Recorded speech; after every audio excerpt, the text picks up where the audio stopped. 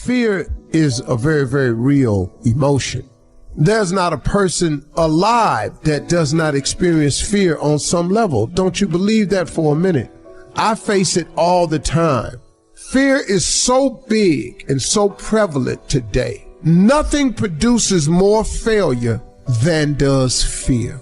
It is the fear of failure that freezes people before they even start. It is the fear of failure that causes you not to want to deal with the rejection and the potential hurt that failure causes. So fear cripples you on so many levels. But how is it that some people somehow manage to get by anyway? What is it that you can do that would help you overcome whatever fear you're facing? Well, here's what I was taught, and this has helped me in my life, my career, my family, my jobs, my ambition, everything. You overcome fear with your dreams. I want y'all to listen to me closely now. You overcome fear with your dreams. Steve, how my dreams gonna make me overcome my fear? Because I want you to listen to me. Because the dream is everything.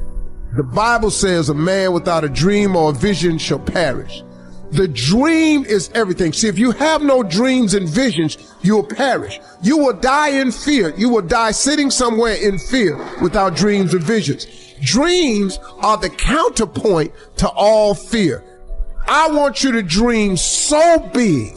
I want you to want something so incredible. I want you to dream of having something that's so spectacular that if it doesn't happen, you would be miserable. Man, if I don't make this dream come true, I'm going to be miserable. I want you to dream so big that not reaching your dreams is unacceptable. You cannot live in this world without the dream and the vision. You can live in this world without your mother, your father, your brother. You can live in this world without a wife, a husband. You can live in this world without a lot of things. But what you cannot live in this world without is dreams and visions. You will perish without those things. You have to dream of something and want something. That's what keeps pushing you forward. So if you want to overcome your fear, you do it with your dreams. And here's the side note. God is in the make your dream come true business. Ain't he? He do it all the time. I'm telling you, man, God does it all the time. He makes people's dreams come true. What are you dreaming about? Explore what you're really dreaming about so you can lose your fear.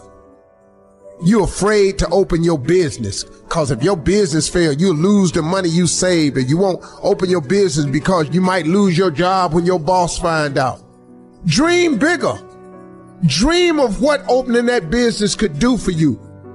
The feeling of freedom that you would have, the extra money you could make, what you could do for your family, the things you could leave a legacy of. Maybe your dream ain't big enough. Maybe you got the dream of owning a large company, maybe a mom and pop store. Maybe you dream of climbing the corporate ladder. Maybe you're dreaming of becoming the supervisor or the CEO of the company. You got to dream so big that if this dream don't happen, you'll be miserable. Once you can do that, you can press through your fears.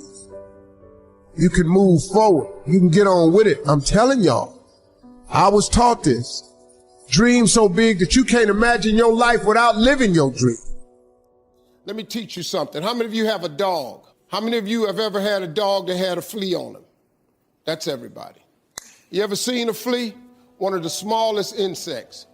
Really small. One of the smallest insects. But for his height and size, and flea has the highest vertical leap in nature for an insect. A flea can jump, has a 36-inch vertical.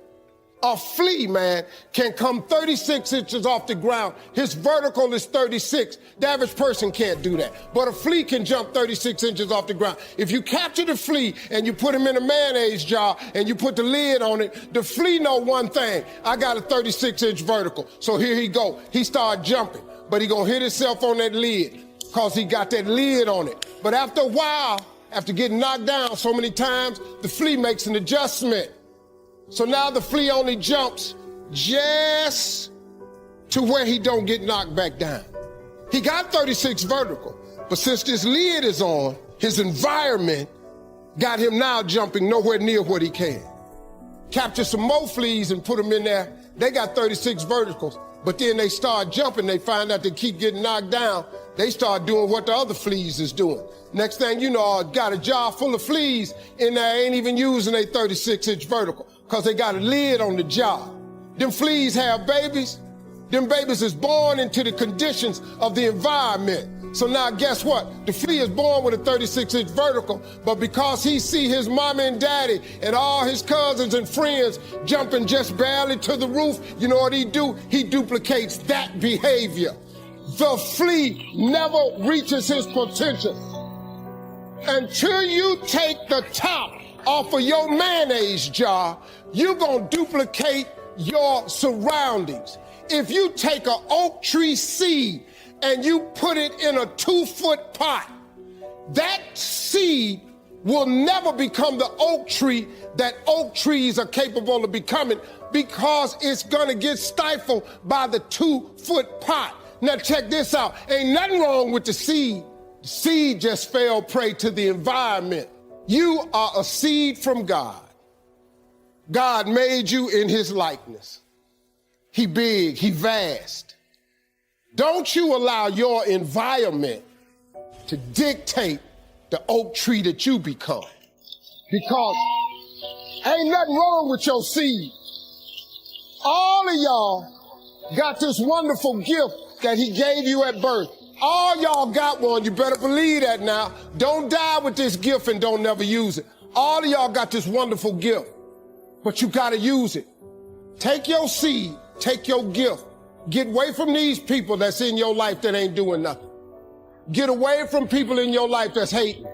Get away from your family members that ain't ever opened a business. Get away from your family members that ain't ever followed their dreams. Get away from your family members ain't never been nowhere but to the family reunion. Ain't never been to a beach. Get away from them. Get away from them. I had to do it. When I told everybody I was getting into comedy, man, oh Lord have mercy. You can't get into comedy. You ain't even funny. How you gonna make money telling jokes? Now in the beginning, it looked like they was right, but I never gave up. All I did was identify this gift. I wrote all of my visions down. I read them every morning and every night. And I instilled them in my head. And every time I met somebody, they say, hey man, what you trying to do? I would tell them one of my visions. Somebody would always say to me, you know, I know a guy that's selling them things right there. You ought to talk to him. I started scratching stuff off my vision board. My vision board is so vast now. If I showed you what was on it, you wouldn't even believe it. Because I dream so big. I want so big because the God I serve is big. He's not a small God. He's a really, really big God. He does really, really big stuff. And I expect him to do really, really big stuff for me. If he'd have done it for Oprah, if he'd have done it for the Obamas, whoever got, why I can't have this here? I'm going to do better with it than all of them. To me, but why you can't have that? That's how you get what you want in life now. You don't have to believe me, but here's the deal. If you keep doing what you've been doing, you're going to keep getting what you've been getting. If I just told you a different way to go about it, you don't need no money. I just gave you some scriptures you could try and some principles. If somebody who had come from the bottom and got to this position I'm in told me that this is the way I would try it, if I was you, I would try that. I bet you it'll work. There's a difference between your passion and your gift. Your passion is something that you enjoy doing. Like, I'm passionate about golf. But it ain't what I do. I suck. It's just not what I do. I'm gifted at words. I'm gifted at that. So before you strike off into script writing, determine your gift. Whatever it is you're trying to do, you must first determine if it is your gift.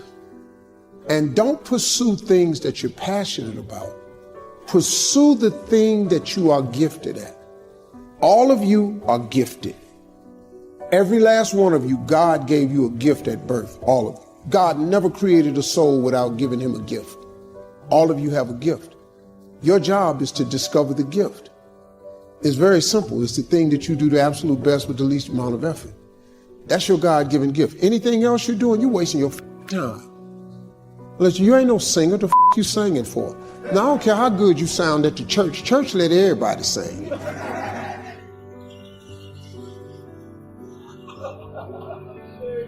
They let anybody go up there and sing. I was walking by myself with the Lord. Man, why is your singing? But they not gifted. Discover the gift. So you should ask yourself first, is writing the gift? Is writing the gift?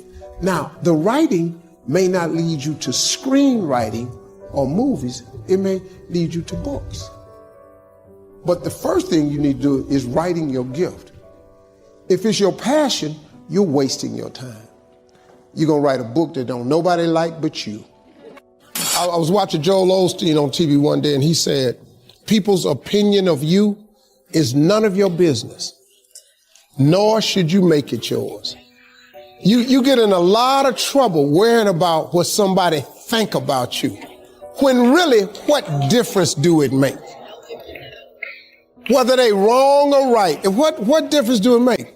The majority of people who have a negative viewpoint of you really don't even know you.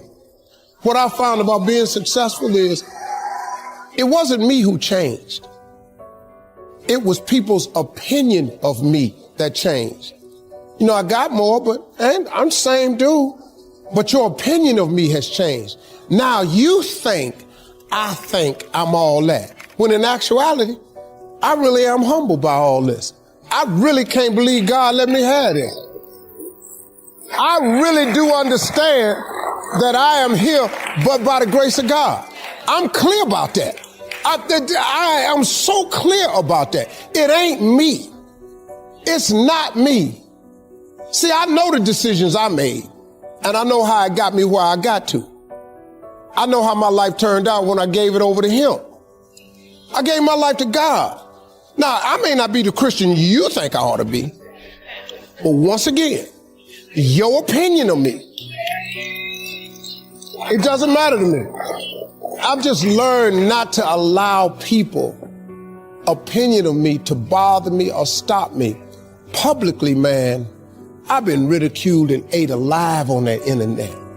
You this, he think he this, I can't stand him. He this, he that. You know, I've been everything on the internet. I don't care. When you get through reading that stuff, cut your TV on. Turn it to almost any channel you want to. 7 days a week. The little dude that you keep hating on, that God I serve, he ain't hated me yet. He ain't hated me not now time. And I've discovered something. Look, man, what God got for you, nobody, no hater, no employer, no co-worker can stop nothing God has for you. God is in the blessing business, but better than that, he's in the forgiving business. See, if God wasn't a forgiving God, I'm not here today. But God had to forgive me over and over and over and over and over and over and over. I can't count the times he done forgave me. See, I just never let my failures define me. See, when you make a mistake, just get up and go again. What you tripping for? I made public mistakes, man. Let me tell you something, man. When Miss Universe, I have to apologize. I took that myself. You know how many people wrote me off? You know how many letters I got from TV execs? We're proud of you for doing the right thing, but oh my God, a horrible mistake. I hope you're gonna be okay. You hope I'm gonna be, what, my career over cause of that? People wrote me off. You know what? I just got up. I got up. I kept coming to work. I'm back. I just kept coming. I kept showing up. Because eventually, well, what you gonna do? The time has come. You know, my father used to always tell me something. You're gonna either get over it or die mad. You got two choices. You can get past it or you can die mad. Now, if you want to die mad, carry your ass on and just die mad. But God forgave me, so I got up and I kept going. Your mistakes don't define you. Life is 10% what happened to you, is 90% what you do about it. I just stood up like I had some dignity. And I just kept performing, kept telling jokes, kept entertaining people. To the part now where it don't even matter. That pageant is the biggest pageant they've ever had. Everybody tune in and see who the f I'm gonna say this year.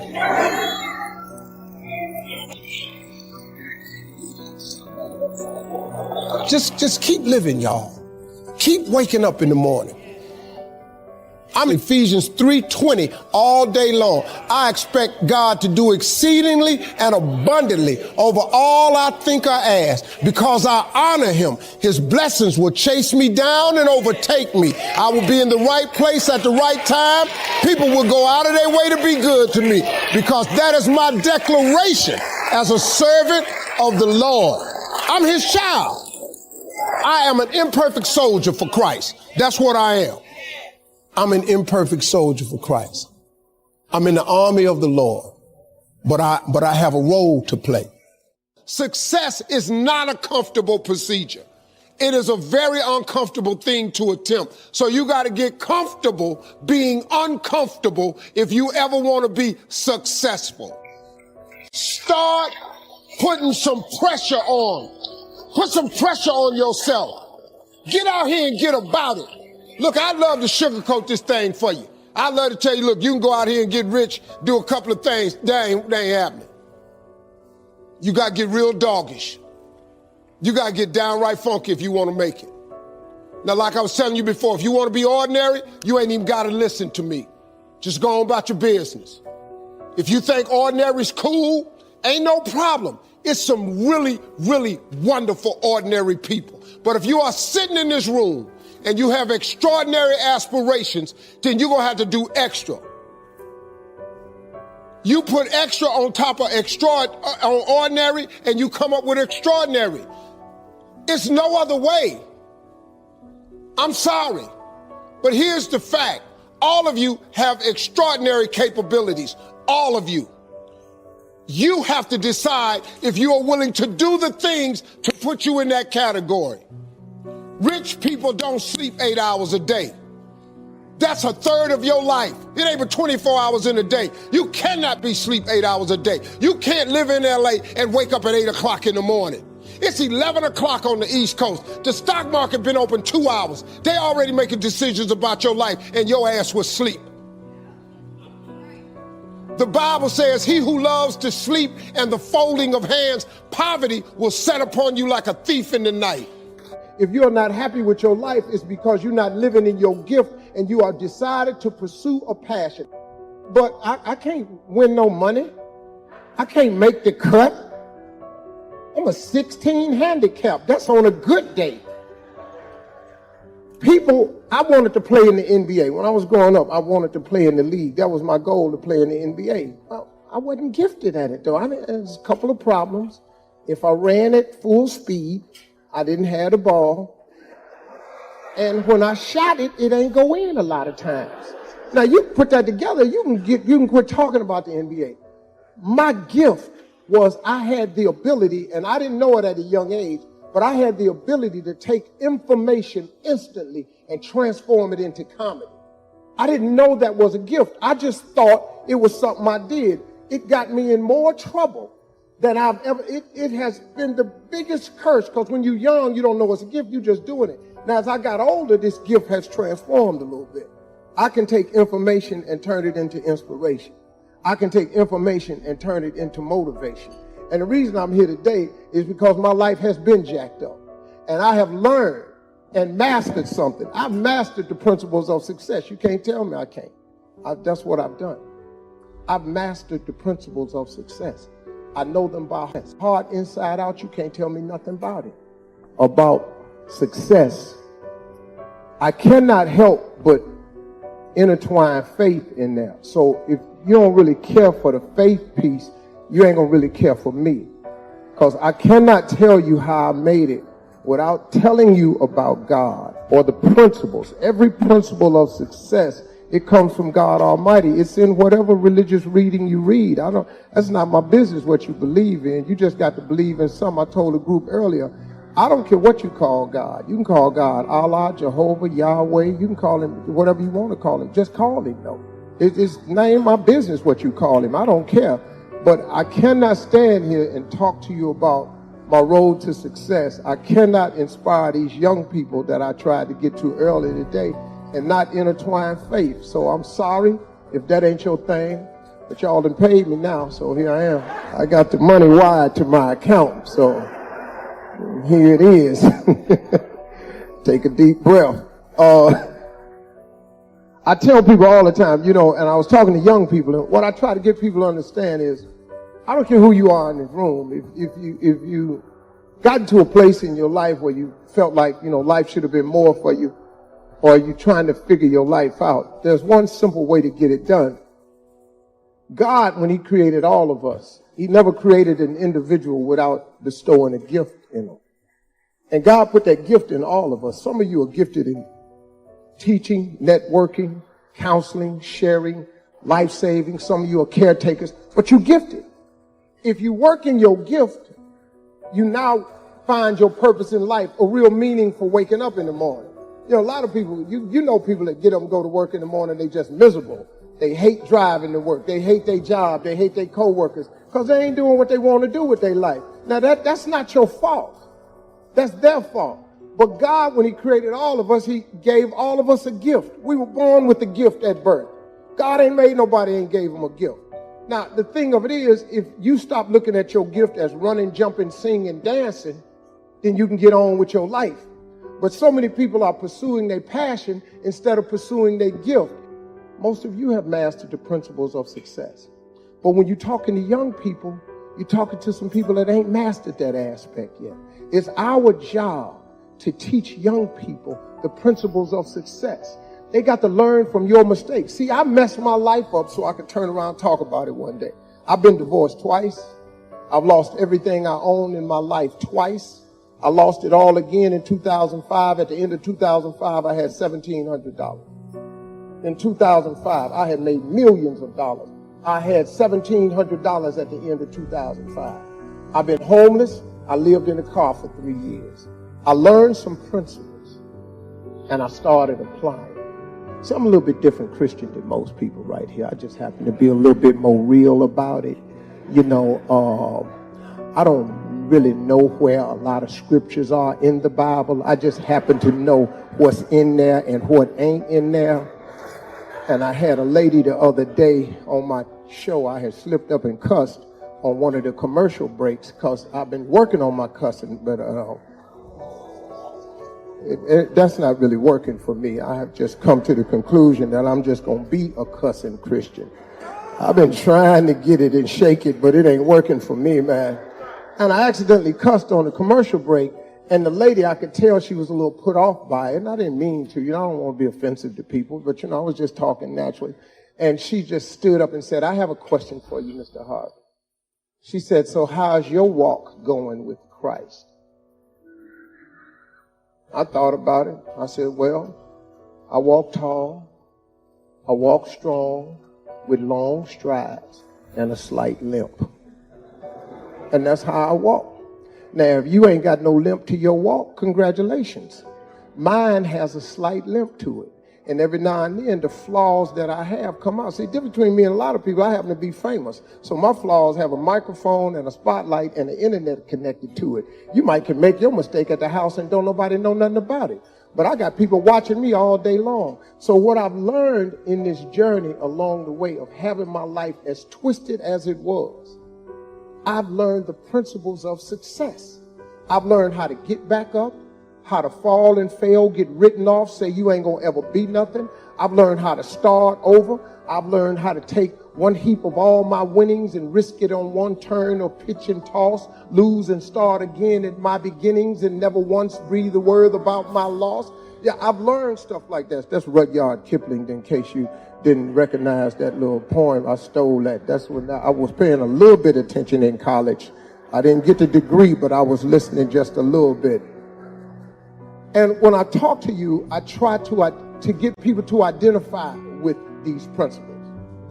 The greatest thing that you could do in your life, I told the kids earlier, we're at a college institute, so it kind of trips people out a little bit when I say this. And I tell them how important it is to get your education, yada, yada, yada, because we're at a college, that's what I got to say. But then I turn right around, I tell them the truth, though. The most important thing in your life ain't your education. The most important thing in your life is your dream. See, the scripture says, a man without a dream or a vision shall perish. Don't say nothing about education. Now, you got to have one if you're going to climb to certain jobs and go into corporate ladder and be in banking and be in finance and all this stuff y'all doing. But it's the dream that propels you. Look, man, we got to break this thing down real simple for people someday. Quit acting bougie like you've been rich all your life. That's what killed me. I come to these functions, everybody sit up, they lean back in their chair, they speak proper grammar, they get their nose up. You act like you had money all your life. I ain't had money all my life. I come into some money, but I've been scrapping and hustling and grinding and trying to get over. And so have you. But then you get here and you don't have no memory of that. Because now your life is fixed. And so now when you talk to young people, you don't talk to them from the perspective of you made mistakes too. You don't talk to young people like, hey, been there, done that. I smoked weed in college too, man. I know where you at. You don't want to tell them that. Now, Clinton smoked weed. He the president of the United States. I'm going to probably say a lot of stuff. I already know that I'm not coming back next year. That's clear. I ain't got no problem. See, that's why I give my money wide to me. Because I already know I'm going to mess around and say something. I'm going to throw somebody into something. Because I see a couple of looks on y'all's face right now. But I don't really care. I'm out of here. I'm going to go get on this jet. I'm going to go down here. My wife down in Miami, man. I'm going to go sleep with my wife tonight. I don't care what y'all do. I was telling you about your gift. This is how you save yourself a lot of trouble. Now, this may apply to some adults in this room. Maybe not. Your gift is the thing that you do the absolute best with the least amount of effort. That's your God-given gift. You ain't got to trip on it, wonder about it. It's what you do better than anything else. Now, whether you've chosen to make that your life's work or not, that's your choice. But I got news for you. If you don't ever pursue that, you ain't gonna ever be happy. It's some unhappy people in this room today because there's some people in here doing what people expect them to do and doing what was required of them, and they just got locked into it. Now you got bills and a family and you don't really want to pursue your dream.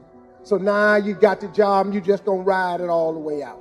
There ain't nothing wrong with that. If your job is what you gifted at doing. This man is gonna retire this year, but he's been in the education of young people's minds. He's been shaping young people's minds for 30 years like that. That's what he was gifted to do. If you're sitting up in here and you ain't happy and you in misery, it's because you ain't pursued your gift. And I'm telling them young people over there with them blue shirts on and them striped ties, find out what your gift is and pursue it with everything in you. Because ain't nothing worse than getting a degree and you don't even want it after you get it. Because a degree ain't nothing but a piece of paper hanging on a wall. Now, it signifies that you have the ability to complete a task, but your life is made up of what you do with it. Life is 10% what happens. It's 90% of what you do about it. You got to do something with your life, man, that makes your heart beat in the morning when you wake up. See, people ask me all the time, how you do all these jobs, Steve? Because I like all my jobs. You cut your radio on 240 times a year. I do a 4-hour live radio show. How you do that every morning? Well, the main reason they got a nice check, but other than that, I wake up in the morning, I give people some inspiration, I play music, and I tell jokes. Okay, boom, I like doing that. Then I go to a talk show. I live in Chicago 8 months out the year, 34 weeks. I tape 180 talk shows in Chicago. How you do that every day? Because I love doing it. Then I go to Atlanta. I live in Atlanta, and in 9 weeks, I taped 200 episodes of Family Feud. Man, how you tape all them shows? Once again, they have a check attached to this. But I love what I do. If you cut your TV on, it's obvious that I love what I do. I'm always smiling because God has given me the life of my dreams because I'm living in the gift he gave me. If you live in your gift, man, it changes your life. Do something about your gift. Listen to me, I don't care what job you got now. If it's something that really burns on the inside of you, you ought to go do that. I don't care how old you are. How come you think Kentucky Fried Chicken, how come you think that man on the side, why you think he old? Because his recipe got discovered when he was 68. That ain't the picture of the Colonel when he was 35. But he been frying chicken.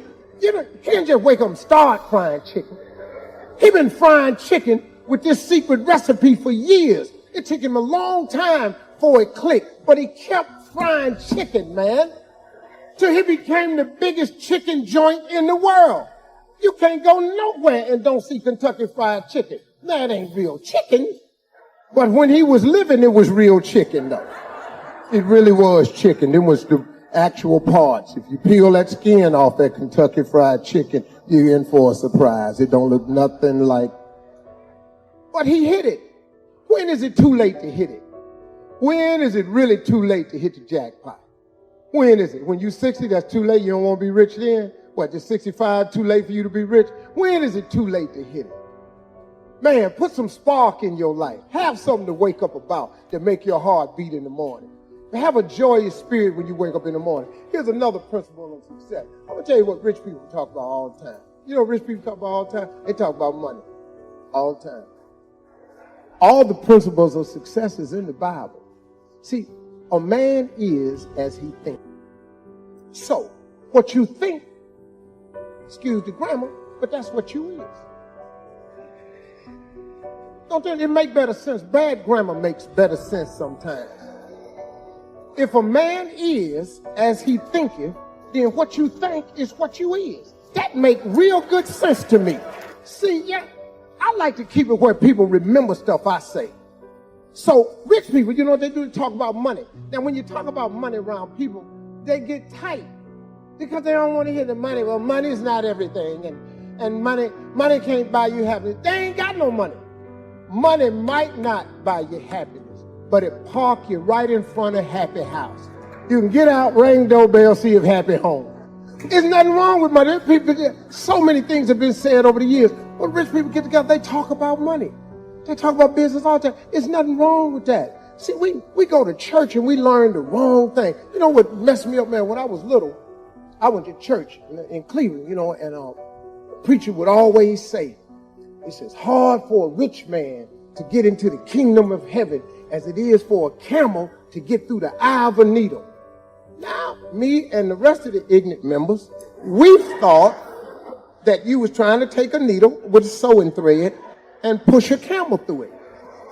All the people in my church collectively decided they didn't want to be rich because they wanted to go to heaven. I was sitting there at 10-year-old. I wasn't really buying into this because I was trying to figure out how I was going to get this camel into this hole. Because I didn't know what they was talking about because I wanted to be rich. Because this poverty I was allergic to it. I itched all the time. I just came from being poor. You know, you just be digging in yourself sometimes. Because you're poor. Poverty is uncomfortable. First of the month comes, your whole butt tighten up. You just like somebody squeezing lemon juice down the crack of your behind. Because it's the first of the month. All this stuff is due. Shop. That's your butt. Shop. Just tightening up. Because you ain't got the money. Why would I not want no money? I live in the hood. I want out. I need money to get out. But at my church, they say it's as hard for a rich man to get into the kingdom of heaven as it is for a camel to get through the eye of a needle. So I bought into that. I was about almost 38. I was in Hollywood. I was driving down the street. I ran up into Donnie McClurkin. He was coming out of the studio on Sunset. I was in the truck smoking a cigar. I saw Donnie. I said, hey, man, what's happening? He said, hey, Steve, man, this was one of the first years I had hosted Celebration of Gospel.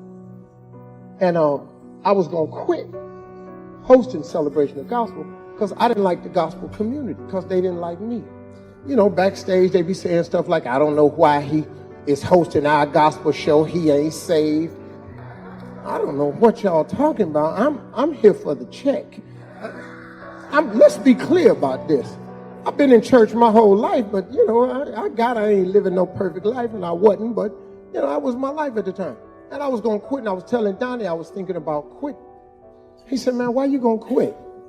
I was telling him, man, I said, man, I'm just confused right now, man. I said, I don't get it. I said, man, I'm thinking about going back to church, man, but, I want to go to heaven, but, man, I'm finna start making this money, Donnie, and it just don't jive with Christianity. He said, what you mean? And I told him what the preacher, that it's hard for a man to get through the kingdom of heaven as it is for a camel through the eye of a needle.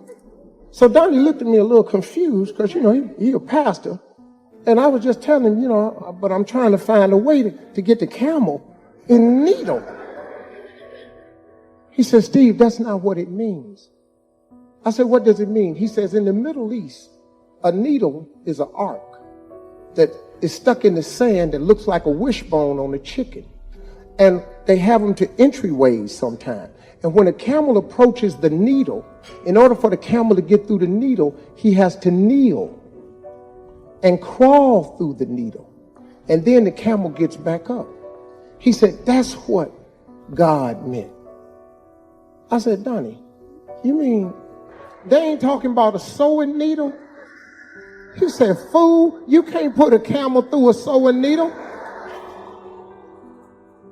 After that, I said, I got to go make me some money.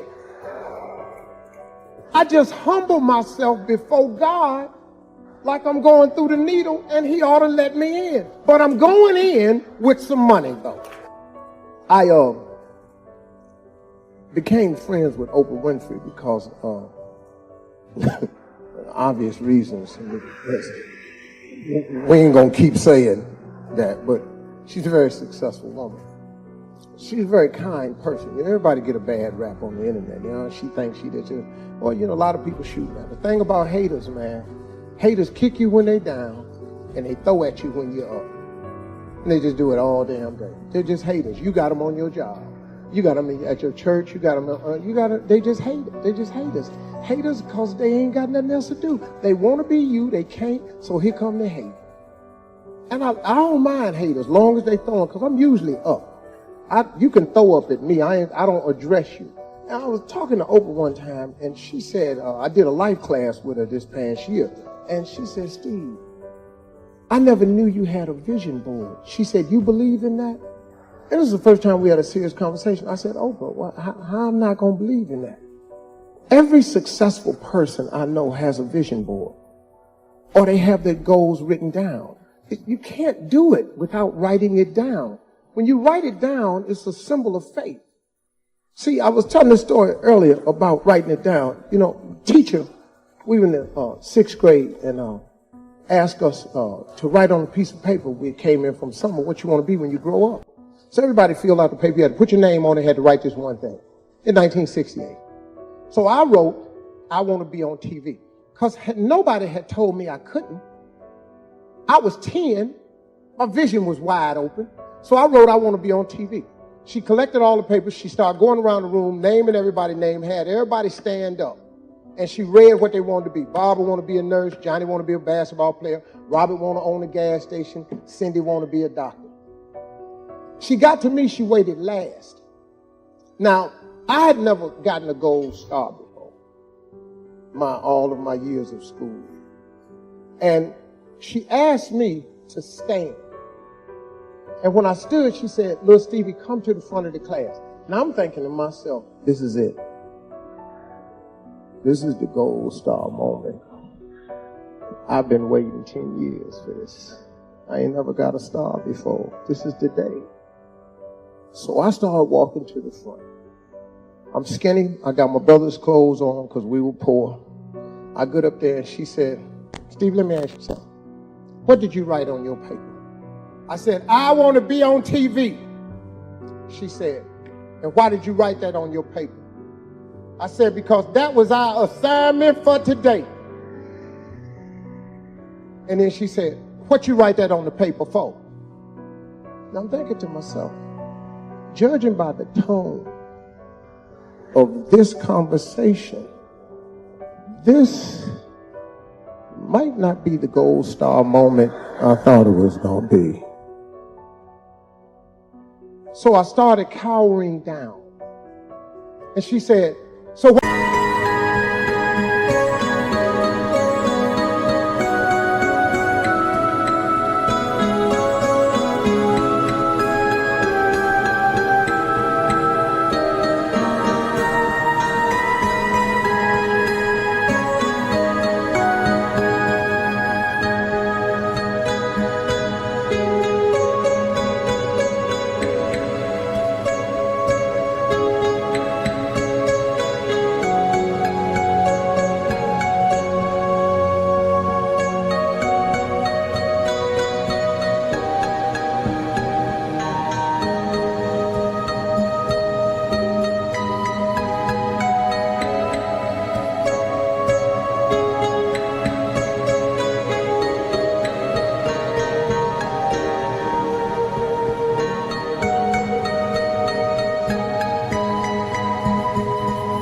Why did you write it on the paper?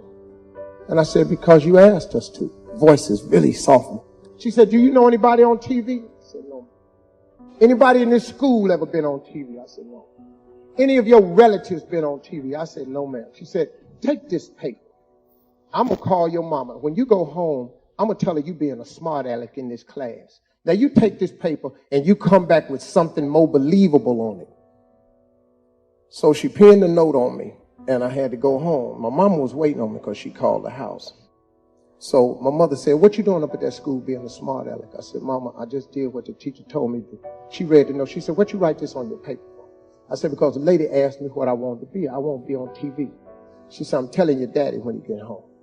Well, my father was the executioner. My mother was the warden, and he was the executioner. And I knew when he got home, I was going to get my ass whooped. So, excuse me, I'm sorry, that slipped out. I didn't mean, sorry about that. I was going to get my butt whipped. And so when my father came home, she told my father, look what Steve wrote on this paper. So he read the paper. He said, what's going on here? He said, Steve up at that school act like a smart ass. That teacher done asked him what he wanted to be, and he done put, I want to be on TV. My father read the paper. He said, what's wrong with that? I started thinking, a reprieve.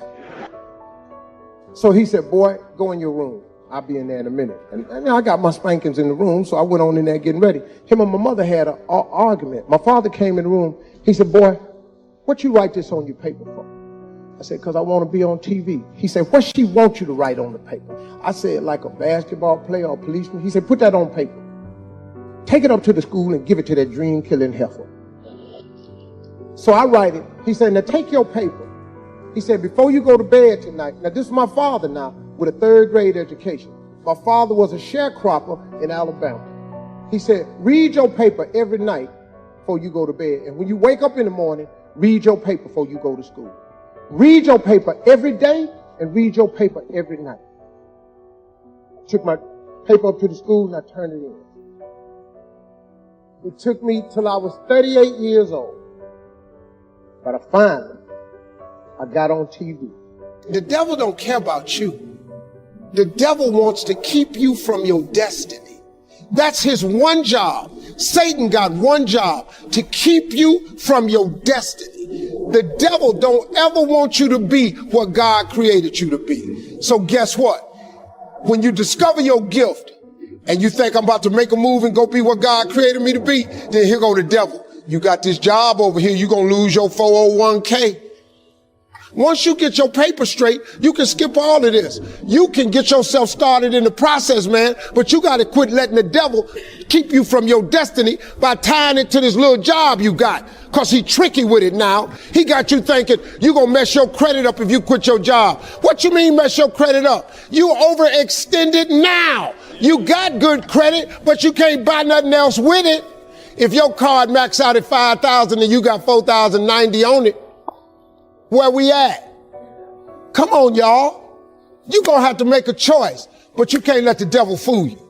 He tried to keep you from being who God made you to be. Look, man, I don't know if I'm getting through to you, but I want you to hear me. I do, man. Look, I wish everybody before they die could experience what it feels like to wake up and do what you was born to do. It's so cool, man. It's so cool. If you've been dreaming of opening that business, you should start the process. Don't try to figure out how to make the business make $1 million. Just start the process. See, if you make one step, he'll make two, but he can't make his two unless you make your one. So you got to start. Fill out the application. Go get the patent. Send in the paperwork. Get your federal ID number. Do something, man. Start creating a website. Let your job sponsor your dreams. Take some of your check money. Quit playing one of them punk bills. Take that money and start your website. What is you talking about now? If you owe Kmart some money and Sears, what is you paying them for? They finna be out of business. Take whatever money you owe Kmart and Sears, take that money, buy your business cards. Take one of your bills one time instead of paying it, start your website. But start. If you make one step, he'll make two. And don't worry about where you're going with it. Just get started. He'll show you the way to go because he wants you to get to your destiny. But he got to make sure that you want to get to your destiny first. If you tell him you want to get to your destiny, that God you serve, he going to show you how to do it. You can believe that. Don't forget to pray. Don't be ashamed to pray. And don't ever be too proud to pray because prayer changes things. Stay right here on Faith Street, y'all. The box you asked for is coming. Everything on my vision board I get. I built on my house one time. My wife wanted a special kind of car. And I built the garage, the extra garage on the house. She came out there and saw them. She said, Steve, what are you doing? I said, I'm building an extra garage. She said, Steve, we got enough cars. What do you need with another garage? I said, don't worry about it. 2 years went by. I had been looking for this car. I went to dealerships. They said, sir, there are none in that color. I said, she want a white one. I said, so I went to the dealership. I said, I want you to get this car in for my wife. She said, sir, there are none in the country and none being made. I said, okay, well, when the car come in, could you accept it into your dealership and call me when it get here? He said, sir, I done told you, I can pull it up on the computer. There are no cars in that color, that make or model. Do you want another color? I said, no, my wife wants white. She said, sir, we don't have that. I said, I've already built the garage. I've already built the garage. All my garages have chandeliers in them. I don't have doors that go over. All my cars have chandeliers hanging over.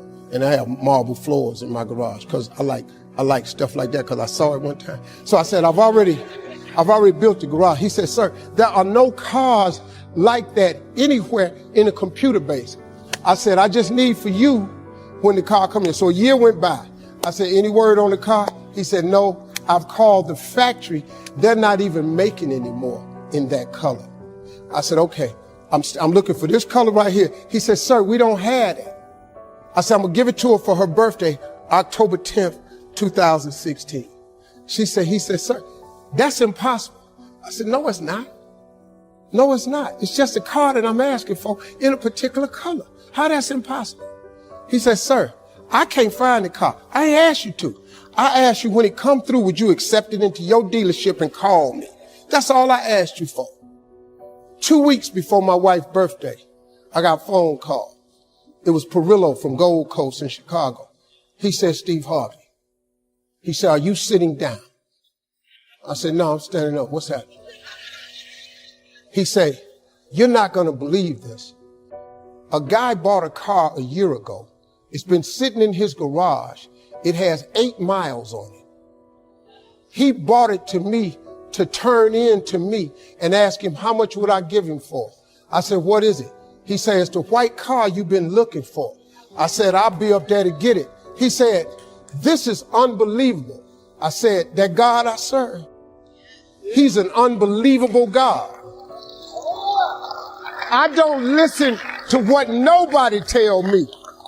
Once I write it down, I write the vision and make it plain, it will come. Surely it will come at an appointed time. It doesn't matter that nobody sees it. It doesn't matter that it's visible to other people. All you got to do is write it down and believe it. God is greatness, man, all day long. What he's done for me, he'll do the same thing for you. But you got to write the vision. Go home and read Habakkuk 2:2. Go home and read Bible verse Habakkuk 2:2. Read what it say. If you do that, you'll change your life. Appreciate it. I was 26 years old, man. I was struggling. I didn't have nothing. And these people owned the furniture store in Cleveland. And they took me in and gave me my first contract with my little carpet cleaning company. When I became a comedian at 27, I didn't have money to travel. They gave me an account at their travel agency. And man, I ran up a bill like $11,000 just trying to travel and make it. Them people right there, you know, man, they helped me out. I used to spend the night in hotel parking lots. What was I gonna do? I ain't had nowhere to stay, so I lived in the car. I had $35.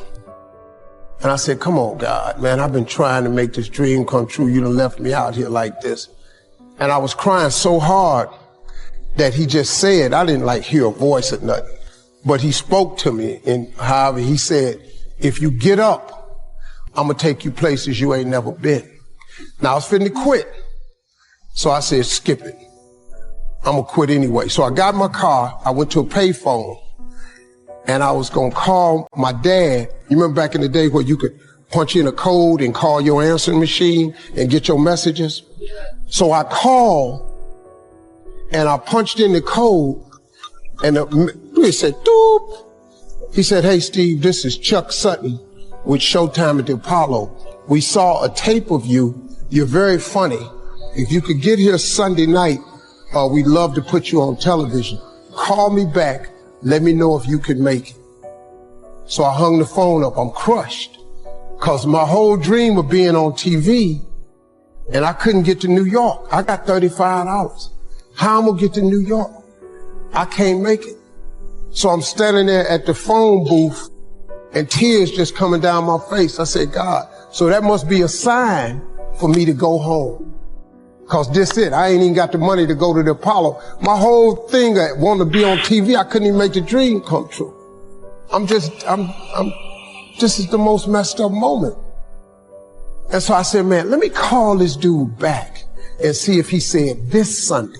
Cause maybe he said next Sunday and I could hustle up a little bit of money or something. I don't know what I'm gonna do, but let me just call him back. So I called him back. Steve, this is Chuck Sutton, Showtime at the Apollo. We saw a tape of yours. You're very, very funny. Look, we have an opening Sunday night at Showtime at the Apollo. If you can make it, we'd love to put you on TV. I said, it's this Sunday. Before I hit the button, I heard, doop, you have another message. Now, it wasn't there before. So I punched my code in. I listened to the second message. It said, Steve Harvey, this is Tom Sober from the Comedy Caravan. This was a Thursday. He said, I have a gig in Jacksonville, Florida on Friday night that pays $150. If you can get there Friday night, you'll make $150. So I called him back and I said, hey, Tom, did you get a gig away? He said, no, it's still available. He said, can you get that? I said, I'm in Pensacola, Florida. I'm 3.5 hours away. So I drive to Jacksonville, Florida, and that night I made the 150. Club owner said, man, you funnier than the guy we hired. If you stay tomorrow night, I'm gonna give you another $150. So now I got $300 now. So I get on the phone, I call Chuck Sutton. I say, hey man, is the gig still available at Showtime at the Apollo? He said, well, we got one opening left. I said, I'll be there. So I called Eastern Airlines, who used to be open back then. They had a special for $99 going from Jacksonville, Florida to New York round trip. So I parked my car at the airport. I got on a plane, flew. Everything I had was in 2 bags. Got to the Apollo. I said, hey man, I'm here. I got there at 11 o'clock in the morning. He said, you can't stay here because you don't come on to the late show tonight. I said, man, I ain't got nowhere to go. I said,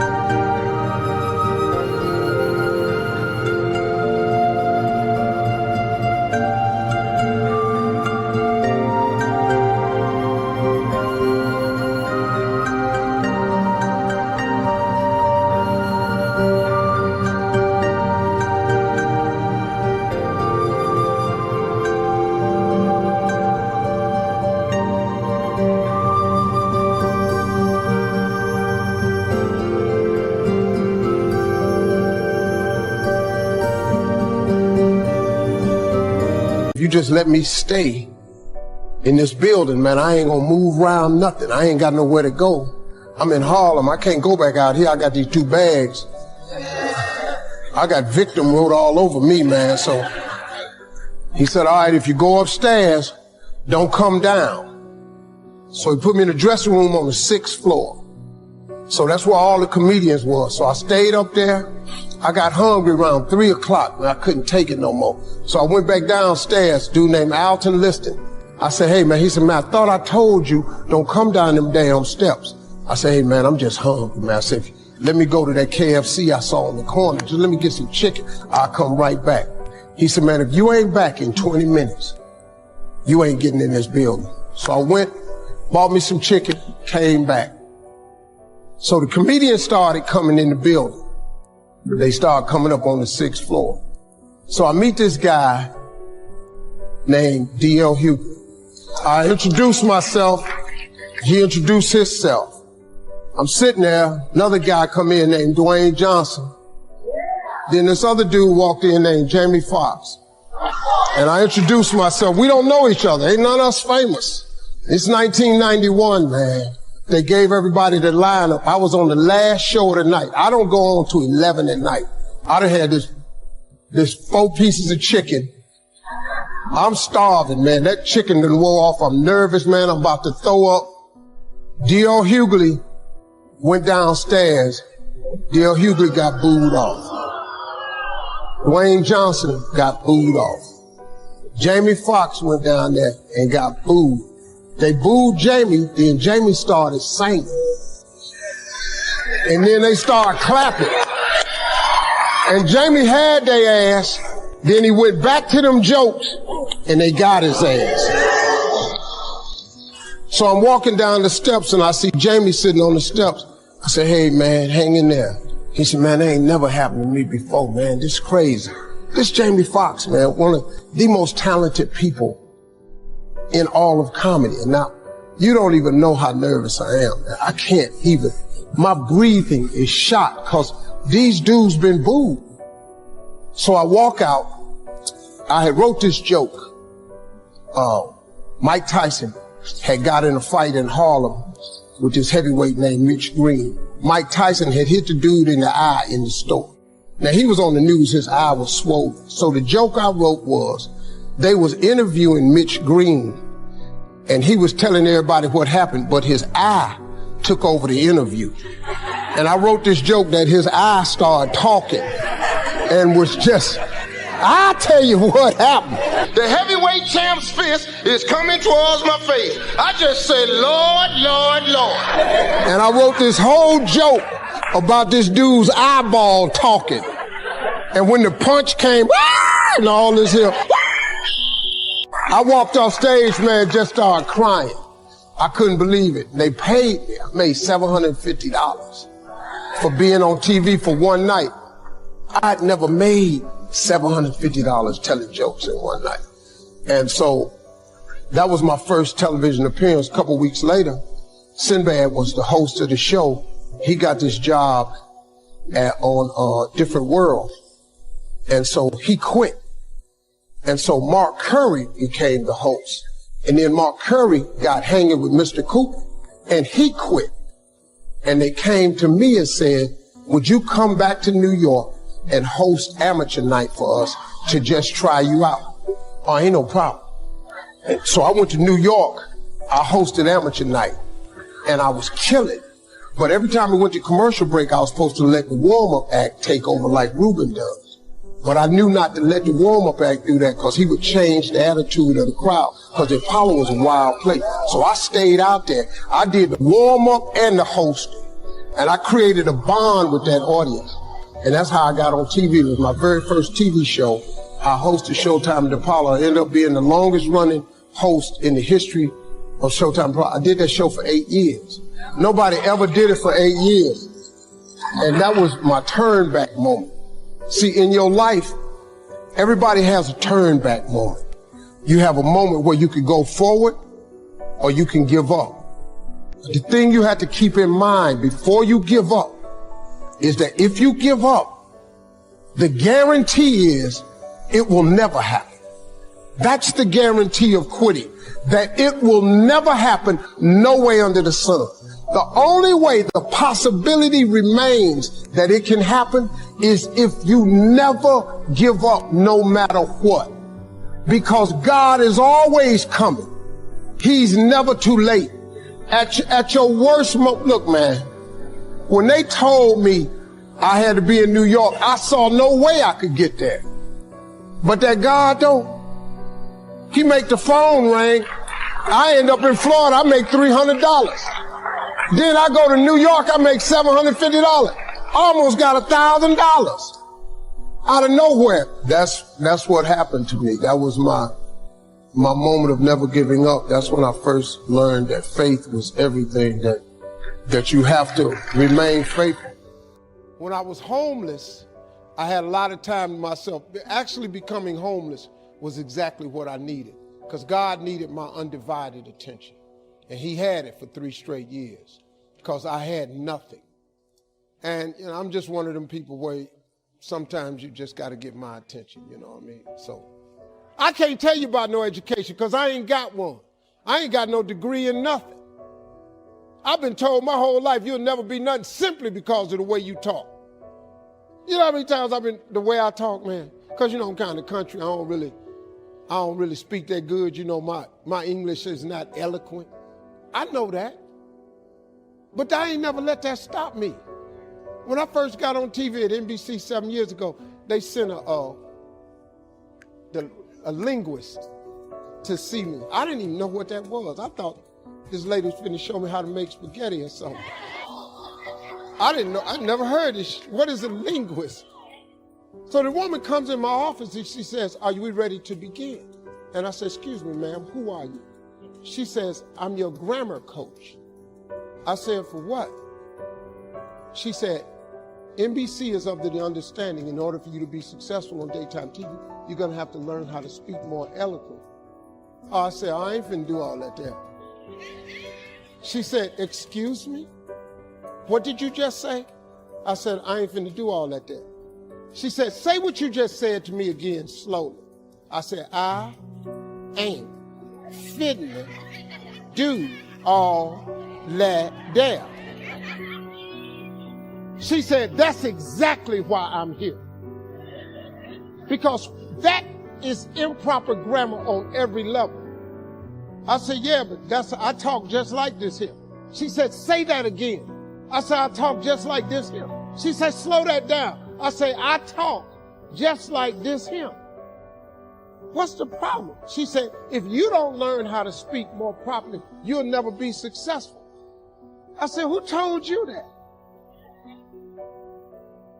"You walked into my office. I'm already on TV." Where are you trying to go with this? See, the reason I'm not going to let you change my mind is because I've never known you up until this point.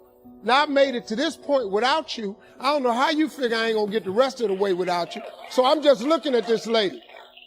She says, "Listen to me. If you don't learn how to speak better, you'll be off TV." I said, "Okay, well, let me ask you something." I said, "Which one of these sound best to you? I am broke or I'm is rich?" I mean, look, man, God gave me a life I never even really dreamed of. He gave me even beyond what I dreamed of. I mean, you think about it. The money they pay me is to wake up, I either play music or I tell jokes. I either play music or I tell jokes. I entertain people for a living. They give me money. That's a blessing, man. See, when I wake up, I don't have to go to work. I get to go to work. See, that's the difference, man. Some people have to go to work. I get to go to work. I get to. I don't have to. I was doing this for years for no money. But through grace and mercy, He just kept blessing me. And then, I got other things I want to accomplish, I'm not through. I've been at this a long time, man. Like, I'm thinking about the end, But all I want to do now is make enough money to change kids' lives. You know, my foundation is the most important thing. I do some stuff over here in Ghana, Botswana, and Joburg. Those are 3 cities I'm targeting for my foundation to come and change. You know, so that's what it is now. That's motivation. And then, you know, I'm a trailblazer, man. I got to show other people how to do it. You know, my job now is to show y'all how I did it. That's why I talk all the time about motivation. I talk more about motivation now than I do comedy. Because, you know, your career is what you paid for. Your calling is what you made for. So I'm in the calling part of my life now. You know, I have to, like when you ask me a question, see, I can't just, like if I tell you you got to write it down, I'm telling you how to make it. You have to do this. Now you can try to do it. If you could try to not do it, it's gonna be hard. But so I always try to give people little pieces of wisdom, because you're young, you know, everybody in this room, you want to be happy and you want to be successful. Everybody in here wants to be happy and successful. If you don't want to be happy and successful, there's something wrong with you. Most people want to be happy and successful. You just need the key, the how-to. That's my job, is to show you how to. Like if I give you one scripture that can change your life and I tell you Habakkuk 2:2, and then you don't follow that, that's not my fault. So now you know that you have to write it down. Like if you look at my iPhone has my vision board on it. I ain't got no picture of no dog or my wife on my phone. My wife is at my house. My wife she's somewhere, she's in Rwanda right now. Because I put stuff that I dream about on my iPhone. My vision is on. So every time my phone rings, I look at it. I think of my visions and dreams. Every time I pick up that phone, I should pick up that phone to make one of them dreams come true. When I open up my laptop, the same thing on the laptop. So every time I'm texting or email, I'm trying to make a dream come true. I don't have time for nonsense. You know, like you know, like what they say about me in the blogs. It don't matter what they say. They don't know me. They don't even know me. They never met me. They say negative stuff about me. It don't mean nothing. Look at me. What I care what they say. God keeps blessing me. It don't matter what you say. You got to know who you are and whose you are. That's all you need to know. I know who I am and I know who I belong to. And that God of mine ain't gonna let nothing happen to me that I can't handle.